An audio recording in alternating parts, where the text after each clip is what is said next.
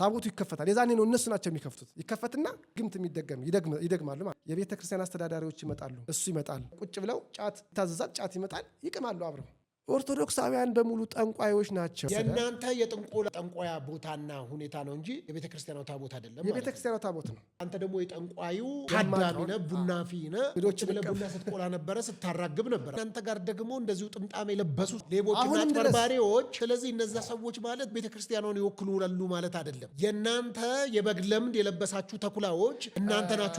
የራሳችሁ ስትሰጣጡ የነበረው አሁን 10 ትእዛዛት ውስጥ ያለበት በዛ ታቦት ላይ አላቅም፣ ገልጬ የማላየውም አላቅም። አንተ ያቡዬ ምስል ነው ያለበት። አንተ ታውቃለህ ወይ? ያቡዬ ምስል ነው ያለበት። ጊዮርጊስም ሲሆን በአይን አይተሃል። እኔ አጥንቴን ከስክሼ ደሜን ገብሬ የተዋረስኳቸው ብሎ ጠራቸው። አይን እስከሚጠራቸው ደህና ነው። ከዛ በኋላ እነሱ መንፈሱ ሲመጣ ተቀያየረ፣ አይኑም ተቀየረ፣ በቃ ጥርሱ ሁሉ ተቀየረ። እና ያየሁት ነገር ምን ነበረ? እዛ ጋር ስገባ የፊት መስታወቶች የፊት መስታወቶች እነሱ ተደርድረዋል።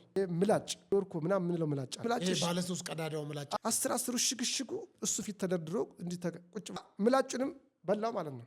ዋጠው። ሚስጥሩ ነው የሚበላው። አዎ በላው። በሚስጥሩ መዝገቡ ላይ የነበረው መንፈስ መስታወት ይበላ ነበረ፣ ምላጭ ይበላ ነበረና በጣም ደንግጬ ነበረ ነው። እውነት ነው። ከኔ ጋር በእርግጥ ዘመዴ ናቸው። ግን አሁን መነኩሲቷን አገባህ ብለው ተጣልተው 2 ዓመት አልቆየንም። 1 ዓመት እንዲያው 6 ወርም አብረን አልቆየንም። እዛ ግን ወዲያው ለካ አርግዛ ኑሯል። ወልዳን የመጣችው ከጫቱ ኮካ እየተጠጣ ነበር። አሸዋውን ደግሞ ዛቅ አርጌ ያመጣ ማለት እንደዚህ ኮካዋ ላይ ያን አሸዋ የሱ ኮካ ውስጥ ጨመረ። ሳህን አምጡ አለ። ጎድጓዳ ሳህን አምጡ። ዘረገፈው፣ ገለበጠው። ሲገለብጠው ወርቅ ወጣ። አንተ በአይን አይቷል።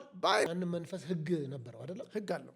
እስቲ ህጎቹ ምን ነበሩ? ህጉ ብር ችግር የለም፣ ወርቅም ችግር የለም። ግን አንተ በእኛ መንገድ መሄዳል እንዳትክደን። ስለዚህ አንተ ከታዘዝ እኛ በምንል መንገድ ከሄድክ ይው አንተን ቢሊዮነር እናረጋለን። ለምን? ልጃችን ነህ። እባብ ይመጣል፣ ይኸውልህ ዘንዶ ይመጣል። እኔ ኪሴ ውስጥ አድርጌው ይታዘዛል። ራሱ ጠቅልል አድርጌ እባቡን እሱ እባብ ይዞ ይዞራል።